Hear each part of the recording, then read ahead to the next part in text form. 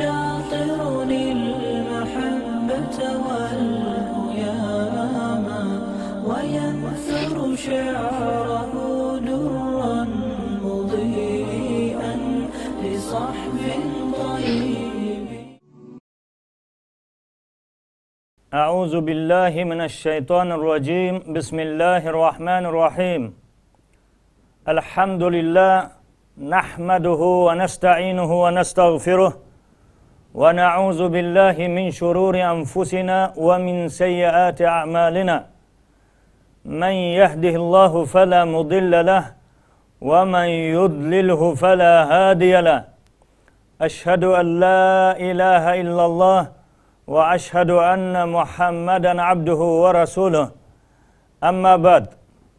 Barliq hamd sanolar alemlerinin perverdigarı Allah Teala'ga xosdir.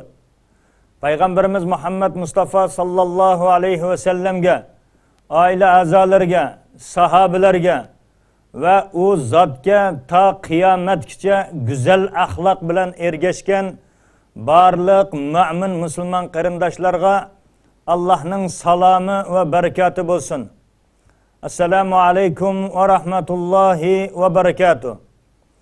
Aziz mümin Müslüman qarindoshlar, bugünkü dersimiz bolsa mümin Müslümanlarga kamtar boluş, mulayim ve mehriban boluş hakkıda boladı.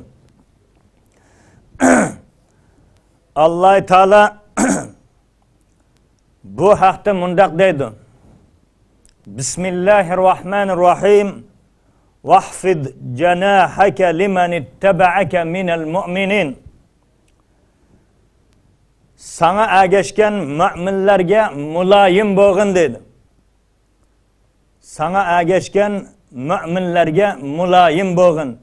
Nihayetimi çıraylık, yumuşak muamelede boğun. Şunun için Peygamber aleyhisselam mana şu güzel ahlak, adab ahlakları bilen başka insanlarını özüge celip kılgan. Bir insanninki adab ahlakı mana şu derecede güzel bolamdı deb ular hayran kılıp Peygamber aleyhisselamның mana bunda güzel adab ahlaklardan tasirlengenligi üçün o insanlar hidayet tapkan kişilerdir aziz qarindoshlar. Şunun için biz mümin Müslüman bolup ekanmiz, mana shundaq başka qarindoshimizga nihayetimi çıraylık, yumuşak, muamelede eğir besiqliq, sabırchanlik bilan muamele qiladigan bo'lsak, başka qarindoshlarimiz bizden ulgu oladi aziz qarindoshlar. Mümin Müslüman degan mandaq bo'ladi deb. Agar biz namoz o'qiymiz, roza tutamiz, zakat beramiz, barliq taat ibodatlarni qilib turaylik, ammo boshqalar bilan bo'lgan muomalada nihayetime qo'pol, nihayetime qattiq bo'ladigan bo'lsak, bizning bu ishimiz islom dinining qoida qonunlariga, prinsiplariga, Qur'on va hadisninki yo'l yo'riqiga uyg'un kelmaydi, mos kelmaydi aziz qarindoshlar.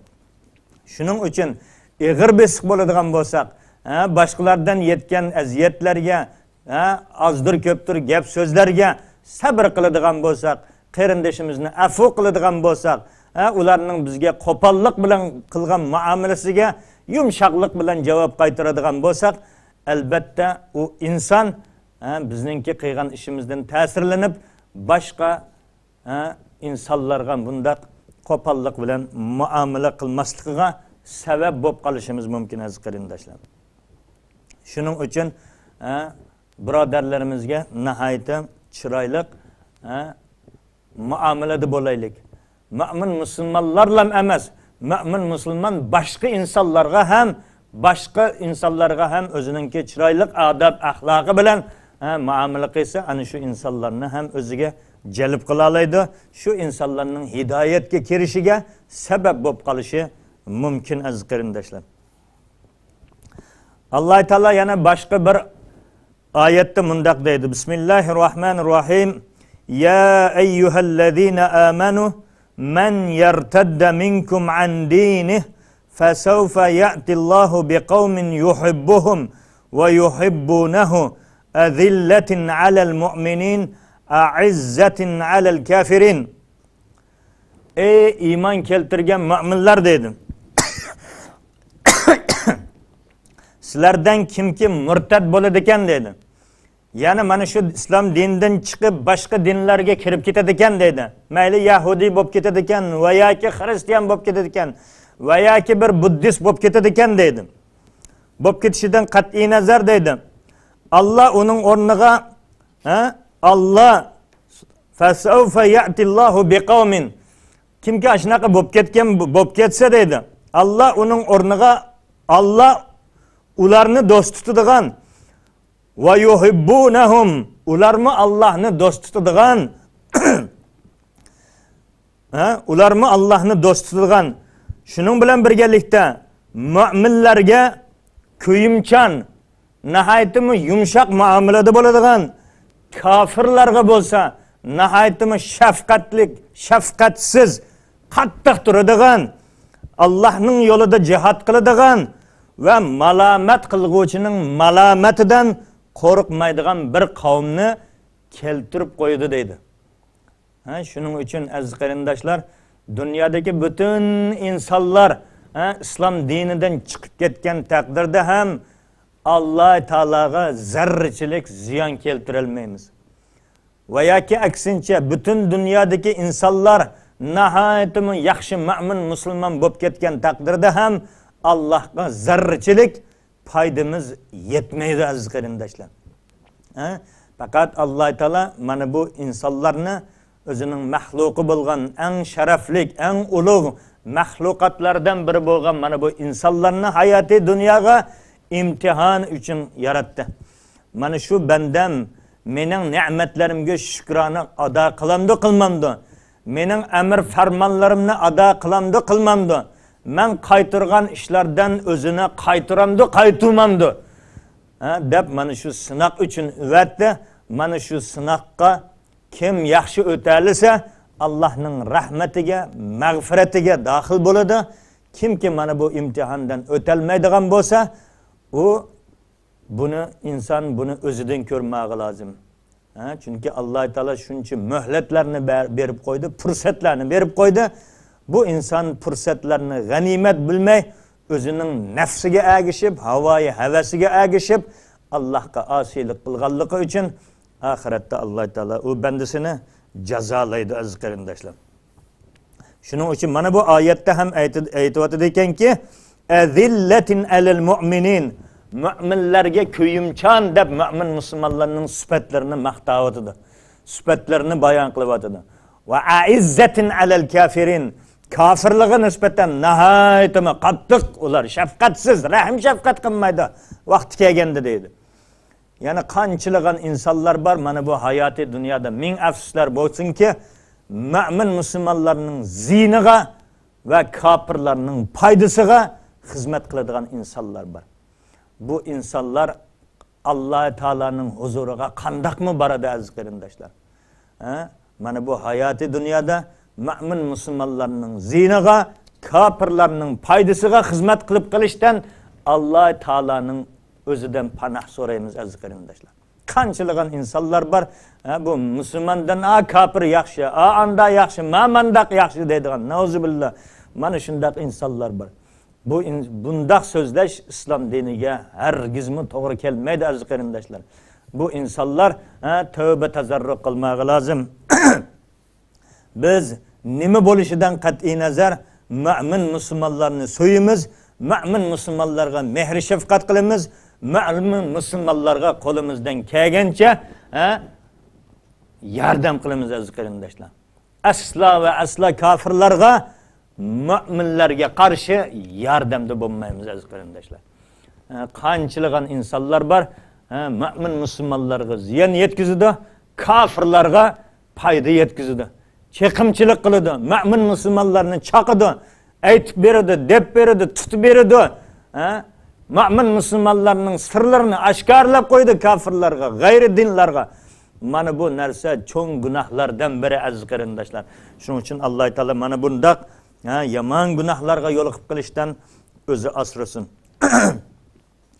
Aziz qarindoshlar, shuning uchun qo'limizdan kelgancha boshqa mo'min musulmonlarga qo'limizdan kelgancha yordam qilishimiz lozim. Qo'limizdan kelmagan taqdirda ham hech bo'lmasa yomonlikni qilmasligimiz lozim. Yaxshilik kelmadimi? Yomonlik bo'lsa ham qilmasligimiz, ziynimizni, zararimizni bo'lsa ham mo'min musulmonlarga yetkazmasligimiz lozim. Foyda yetkazolmagan taqdirda ziyonlikni ham yetkazmasligimiz lozim aziz qarindoshlar. Alloh taolo yana boshqa bir oyatda mundaq deydi. Bismillahirrohmanirrohim.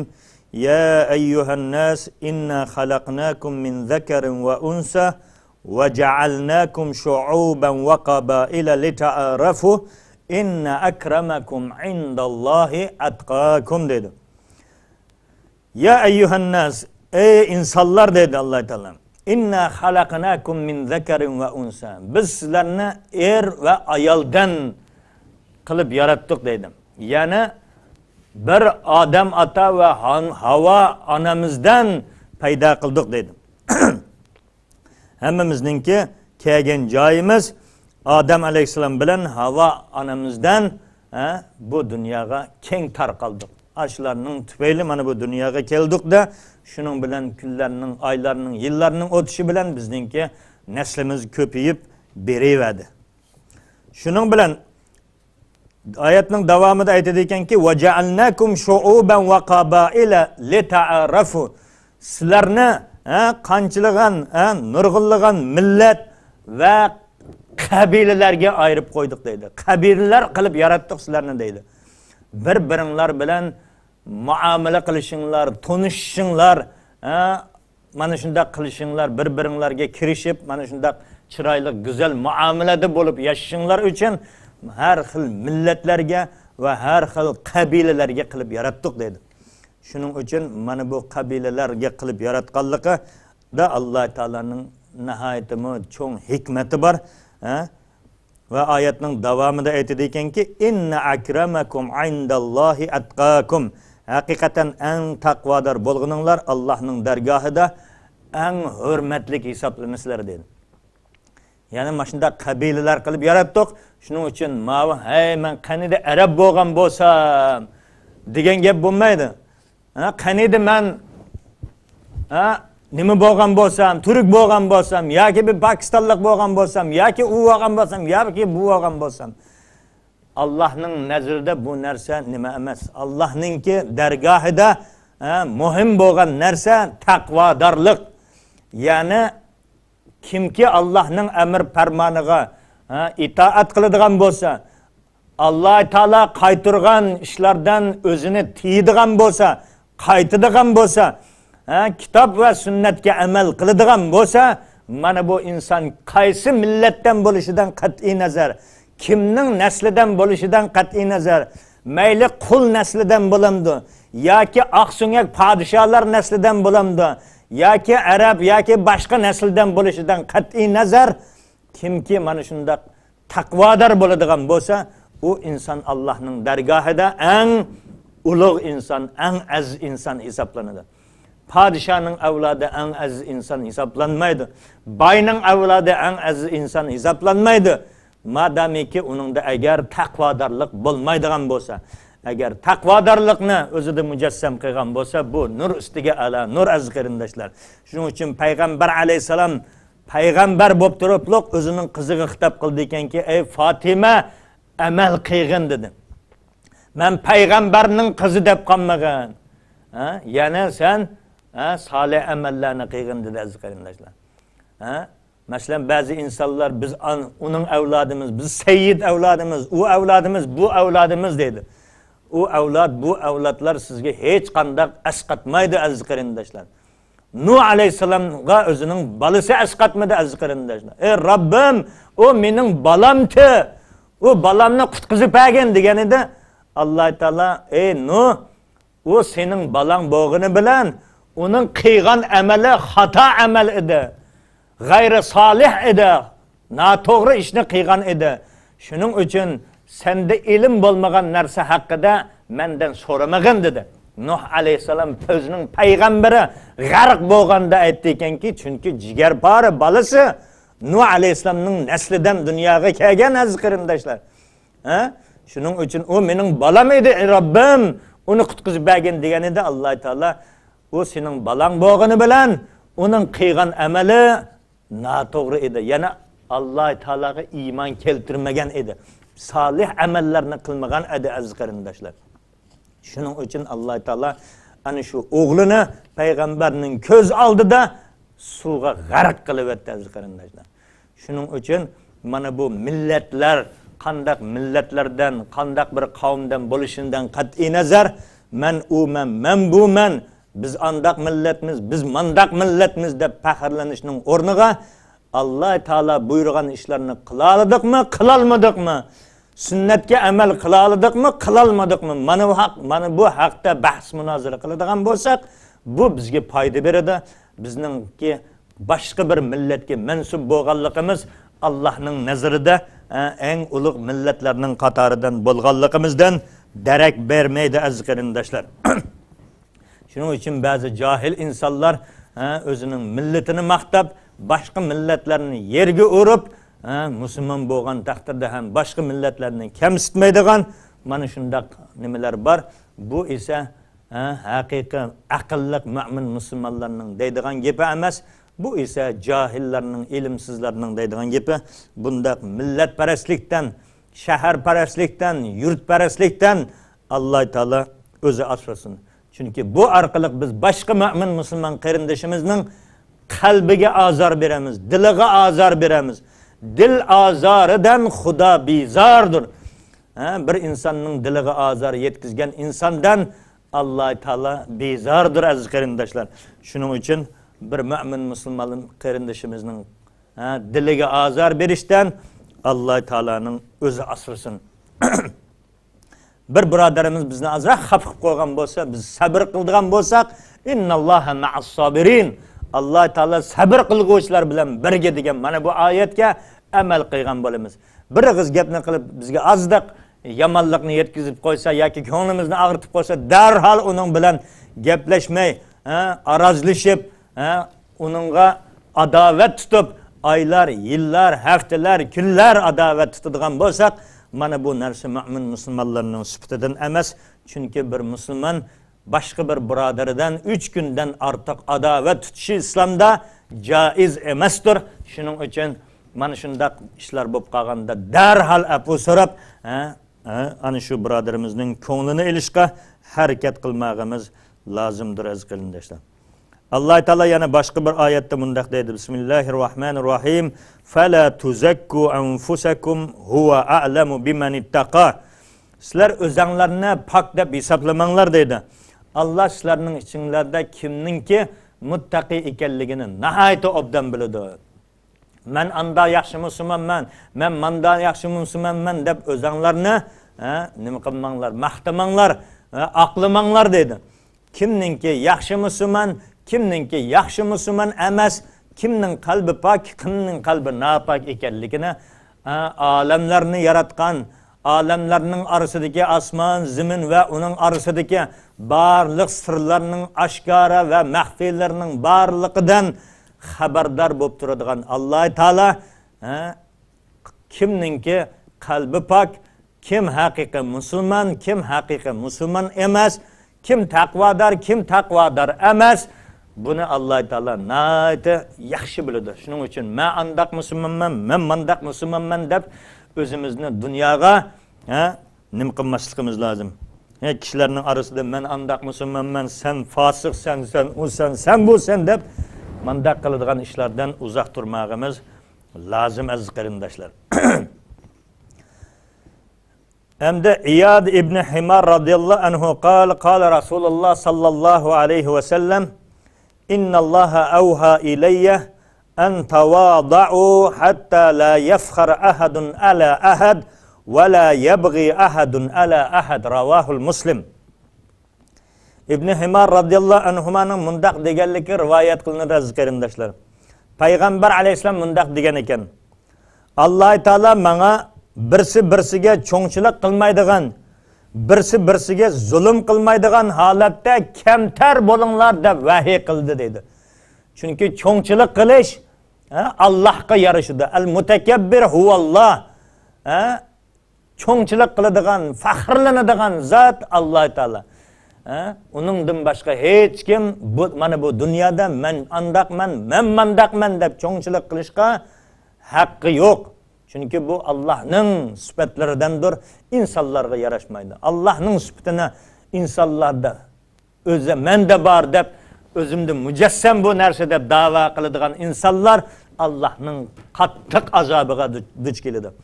Fir'avnning qandaq azobga duch kelganligini hammamiz yaxshi bilamiz aziz qarindoshlar. Ana robbukumul a'la deb da'vo qilganida. Men sizlarning mana shu yer yuzidagi eng oliy ilahinglar, xudoyinglar men bo'laman. Mendan boshqa bir ilahning borligini men bilmayman deb hatto ilahlik davosini qabul da'vo qilgan. Oxir oqibatda Alloh taolo uni ana shu Qizil dengizda g'arq qildi. Mana shu g'arq bo'layotganligida u o'zining bandi ekanligini tushunib yetdi-da, iymon keltirdi. Ammo bu chaqda keltirgan iymon Fir'avnga hech qanday asqatmadi. Shuning uchun aziz qarindoshlar, bir birodarimiz millioner bo'lishi mumkin, milliarder bo'lishi mumkin, yoki cho'ng oliy mansablarga ega bo'lishi mumkin. Kimdir shu mansabda bo'lish kerak, kimdir shu millioner bo'lish kerak mana bu dunyoda. Ammo mana bu millioner bo'lganligi yoki bir oliy mansabga ega bo'lganligi u insonni mutakabbirlikka, faxrlanishga, boshqalarni mansibmaslikka yo'l ochmasligi lozim aziz qarindoshlar. Mana bu tufayli faxrlanadigan bo'lsa, kibrlanadigan bo'lsa, u inson Allohning g'azabiga duchor bo'ladi. Xuddi uningdan oldingi kibrga ketgan Qorunlar bo'lsin, o'zining mol dunyosi bilan faxrlanib, bu mol dunyoni men faqat o'zimning kallamni, aqlimni ishlatib topganman. Menga buni hech kim berib qo'ymadi. Men mushu kallamni chalishtirib, ishlatib topganman. Menga hech kim tashlab bergan yo'q buni. Men mehnat qilib topdim, aql farosatim bilan topdim deb da'vo qildi. Oxir oqibatda ana shu mol dunyosi bilan billa yerning ostiga kirib ketdi aziz qarindoshlar. Shuning uchun mana bunda faxrlanish, kibrlanish mu'min musulmonlarning sifatidan emas. Shuning uchun mana bunda sifatlarni o'zimizda tepilib qilishidan Alloh taoladan panoh tilashimiz lozim. Bizga kamtarlik, muloyimlik, yumshoqlik, mehribonlik yarashadi aziz qarindoshlar. Chunki sahobalarda mana shunday sifatlar bo'lganligi uchun mana bu dunyoga hokim bo'ldi. Hokim bo'ldi derken boshqalarga zulm qildi emas, hidoyat nurini tarqatdi. Haqiqiy islomni tarqatib, dunyodagi insonlarning baxt saodatga erishishiga sabab bo'ldi. Ya'ni bu faqat u shu insonlarning go'zal odob, axloqi bilan islom dinimiz dunyoga tarqaldi. Qilish bilan, faqat va faqat urush bilan tarqalmadi aziz qarindoshlar. Sahobalarning go'zal odob, axloqi bilan tarqaldi. Abu Hurayra radhiyallahu anhu anna Rasul sallallahu alayhi wa sallam qala ma naqasat sadaqatun min malin wa ma zadallahu 'abdan bi'affin illa 'izzan wa ma tawada'a ahadun lillahi illa rafa'ahu Allahu. Ravahul Muslim dedi. Abu Hurayra radhiyallahu anhu mundaq degan. Payg'ambar alayhisalom mundaq deydi aziz qarindoshlar. Sadaqa malni kamaytmaydi. Sadaqa bersa bir inson apla bu melim ko'p kamlab ketadigan bo'ldi. Men bu sadaqani beraversam bu melim tuyib ketmamdi. Yo'q. Bu sadaqaningki barakatini beradigan, sadaqa tufayli u insonga barakat ato qiladigan zot Alloh taolodir aziz qarindoshlar. Shuning uchun bu sadaqa beraversam, zakatini beraversam bu mol dunyorim kamlab ketadi. Shuning uchun men bu narsani bermayman deydigan bo'lsa, Alloh taolo u insonni agar xolisa mal dunyosini ko'paytirdi, xolisa mal dunyosini yo'q qilib o'tadi o insonning qo'lidan aziz qarindoshlar. Keyin izlab ham topolmaydi. Mening qaniydi shu mol dunyonim bo'lsa men sadaqa bersam deb izlabmi topolmay qoladigan narsalarga giriftor qilib qo'yishi mumkin. Shuning uchun qandaq bir insonda sadaqa malni ko'paytiradi deydigan bo'lsa, bu insonningki aqidasi islom aqidasiga xilof bo'lgan bo'ladi. Sadaqa hech qachon bir insonning mol mulkini kamaytirib etmaydi aziz qarindoshlar. Xuddi shuningdek deydi. Ve ma zadallahu abdan bi'affin illa izza dedi. Qandaq bir banda ko'chirimchan bo'ladi ekan. Ya'ni boshqa insonlar yomonlik qilsa, o insonni xafa qo'ysa, afu ko'chiruvveradigan bo'ladigan bo'lsa bir inson, Allah onun izzetini ziyoda qilaveradi dedi. Menlam seni ko'chiraveram dema, menlam seni afu qilaveram dema. Sen bir qitimmi afu so'ramaydi ekansan, ko'chirim so'ramaydi ekansan deb deydigan insonlar ham bo'lib qoladi. Ko'chirim so'ragan bo'lsa yaxshi, agar iymoni sizninkidek bo'lmaganligi uchun aziz qarindishim, u inson sizga o'xshab ko'chirim so'ramadi. Qachonki uning iymoni sizning iymoningizning darajasiga yetganda, u inson ham boshqalarni xafa qilib qo'ymaydigan darajaga yetadi va boshqalar xafa qilib qo'ygan taqdirda ko'chirim so'raydigan maqomga erishadi aziz qarindoshlar. Ya'ni bu sizningki boshqalardan ko'chirim so'raverishingiz iymoningizning ziyodligidan dalolatdir aziz qarindoshlar. Bu esa Alloh taolaning sizga ato qilgan fazli karamining bir parchasidir. Ve hadisinin devamında aytadikan ki "Ve ma tawada'a ahadun lillahi illa rafa'ahullah" dedi. Bir kişi Allah'ın razılığı için özünü töven tutsa, ben Allah için özünü töven tuttum. Dep töven tutadigan bolsa, Allah azza ve cel onun izzetini yana mı kötürdü dedi. Siz başkalarga nihayetimi mutavazi bo'ladigan bolsangiz, bu arqılık sizninki maqamınız Allah Teala'nın huzurida yükselip örlep baraveradi ekan. Yuqoriga chiqaveradi ekan aziz qarindoshlar. Shuning uchun manaqa mutavazilik Peygamber Aleyhisselam'da bar sifatlardan biri edi. Shuning uchun qandaq bir inson mana bunda o'zini töven tutadigan, mana shunda kamtarona nimada bo'ladigan bo'lsa, bu orqali Alloh taolo u bandaning izzetini ziyoda qilaverdi ekan, savobga ega bo'laverdi ekan, martabasini yuqori qilaverdi ekan, jannatdagi o'rnini yuqori qilaverdi ekan aziz qarindoshlar. Anas radhiyallohu anhu balalarning oldidan o'tib ketayotgan chog'da balalarga salom beradi. Chunki Anas radhiyallohu anhu Payg'ambar alayhisolamga 10 yil xizmat qilgan büyük sahabelerden biri. Peygamber Aleyhisselam'ın hamma iş izlerini öğrengen, ko'rgan. Mana bundaq ballarning ko'chada ballarning oldidan o'tib ketayotgan chog'da ballarga salom beradi. Shuning bilan kishilar siz shunda cho'ngtiroqliq, bu bal kichik ballarga salom beradi ekansiz deganda, chunki Payg'ambar Aleyhisselam ana shu ballarga salom beradi deb aytgan ekan aziz qarindoshlar. Ana küçük ballardan biz salam talep qilmasdan belki küçük ballarga chiroyli assalomu alaykum balam, qandaqsan, yaxshimisan deb ahvol so'rab qo'yadigan bo'lsak, u insonlar ana shunday islomiy tarbiya ostida cho'ng bo'ladigan. Men cho'ngman, menga salom berishing kerak. Cho'nglarni hurmat qilish yo'qmi? Cho'nglarga salom berish yo'qmi? deb ularga tanbeh beradigan bo'lsak, bu ish yaxshi ish emas ekan. Chunki Payg'ambar alayhisalom ballarning oldidan o'tib ketayotgan chog'da, "Men payg'ambarman, menga salom beringlar" demesden belki balalarga assalamu alaykum deb balalarga salom berib, balalardan hal ahval so'rab, ba'zida chaqchaqlarni qilib qo'yadi ekan aziz qarindoshlar. Shuning uchun mana shunday go'zal adab axloqlarni o'zimizda mujassam qiladigan bo'lsak, mu'minlik sifatiga ega bo'lgan bo'lamiz. Yana Anas radhiyallohu anhu'ningki hadislardan birida aytadi ekanki, deydi ekanki Anas radhiyallohu anhu, hakikaten Medine'nin dideklerinden birer didek mi Peygamber Aleyhisselam'ın kolunu tutup dedi. Şimdi kılıp bergen dese Peygamber Aleyhisselam dep Peygamber Aleyhisselam'ın halıgan yerge elip gitti dedi. Peygamber Aleyhisselam'ın zamanısında kulluk tüzümü var idi. Hörlerinin balısı emez, bu hörlerinin balısı uyakta tursun dedi. Bir kulunun balısı kelip ben Peygamber Aleyhisselam'ga benim manda işim battı, ma işimni qıppa dese, Peygamber Aleyhisselam şu balanın akıştı menip şunun işini qıp beradi deydi. Aziz qarindoshlar. Yani bu yerde bir insonninki hojatidan chiqish va uningga chiroyli muomalada bo'lib, uning ishlarini qilib berish nihoyatda cho'ng savob ekanligini mana buningdan bilib olaymiz aziz qarindoshlar.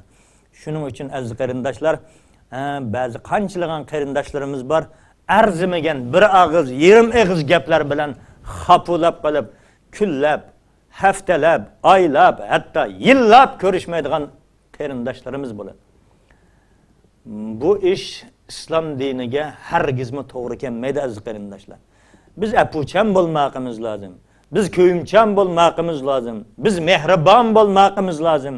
Biz Alloh uchun o'zimizni to'van tutmoqimiz lozim. Kerak bo'lganda kofirlarning oldida nihoyatmi shafqatsiz bo'lmoqimiz lozim. Mu'min qarindoshlarimiz uchun o'zimizni qo'l qanot qoqma, qanotimizni ichib bermoqimiz lozim aziz qarindoshlar. Mana shunday holatda bo'lganimizda dunyodagi mu'min musulmonlarningki holi mana bu kunda qolmagan bo'ladi. Hattoki kofirlar u yoqda tursin, mana bu islom dinininki ta'limotini haqiqiy tushunmaganligi uchun dunyoda faqat va faqat musulmon bilan musulmon urushyapti aziz qarindoshlar. Birorta kofir dunyosida urush yo'q. Birorta kofir dunyosida bir inson o'lmayapti aziz qarindoshlar. Faqat va faqat musulmonlar bir-birini o'ltiryapti aziz qarindoshlar. Bir-birimizga qo'l qanot bo'ladigan joyda bir-birimizning kuchimizni zaiflatyapmiz, ojizlashtiryapmiz. Haqni gap qilgan mu'min musulmonlarni o'ltiryapmiz aziz qarindoshlar. Biz Alloh taologa qandaqmi hisob bera olamiz? Shuning uchun aziz qarindoshlar, Alloh taolo hammamizni iymonda, islomda sabit qadam qilsin. Kitob va sunnatga amal qiladigan solih, muttaqi bandalardan qilishini va shuning bilan birgalikda mu'min musulmonlarning g'ami uchun yashaydigan, mu'min musulmonlarning dardiga darmon bo'ladigan haqiqiy mu'min muvahhidlardan qilishini Alloh taoladan tilab qolamiz. Vassalamu alaykum va rahmatullohi va barakatuh.